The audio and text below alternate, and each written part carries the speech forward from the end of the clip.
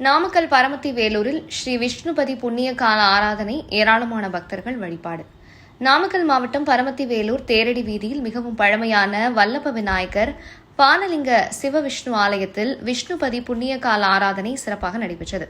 வருடத்தில் 4 முறை மட்டுமே வரக்கூடிய இந்த விஷ்ணுபதி புண்ணிய காலம் இந்த முறை 17/8/2026 ஆடி மாத கடைசி நாளான நேற்று விஷ்ணுபதி புண்ணிய காலம் நாளாகும்.